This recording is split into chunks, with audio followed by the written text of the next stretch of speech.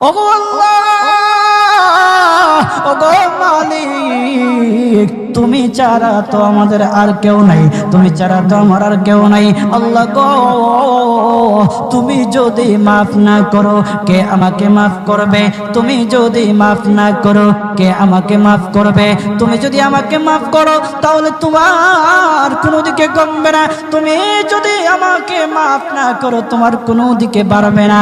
আল্লাহ গো, তুমি আমাকে মাফ করে দাও। সারাটা জীবন অন্যায় কাজ করেছি, সারাটা জীবন নাফরমানি করেছি, আমার কাছে কালেমার দাওয়াত কম আসে নাই, আমার কাছে কালেমার দাওয়াত কম আসে নাই, আমাকে লোকেরা কম বোঝায় নাই। ওগো আল্লাহ, তুমি আমাকে মাফ করে দাও।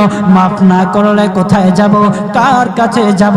বাবা যখন মারে তখন মার কাছে আশ্রয় নেওয়া যায়, মা যখন প্রহার করে তখন বাবার কাছে আশ্রয় নেওয়া যায়, বাবা মা যখন প্রহার করে তখন দুনিয়ার কারো না কারো কাছে আশ্রয় নেওয়া যায়। ওগো আল্লাহ, ওগো মালিক, তুমি যদি আমাকে মারো, তুমি যদি আমাকে আযাব দাও, ওগো আল্লাহ, কার কাছে যাব, কার কাছে গিয়া মাফ চাইবো? ওগো আল্লাহ, মেহেরবানি করে মাফ করে দাও।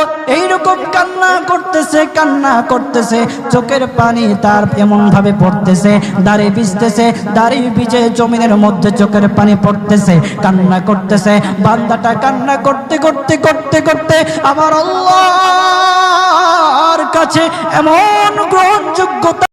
আমি সুন্দর মার্বেল পালিশ করি, ডিজাইন সহ, বড় মার্বেল সহ, ছোট মার্বেল সহ, ভাড়া সহ বিভিন্ন কাজ করি মার্বেলের, পালিশের, ডিজাইনের।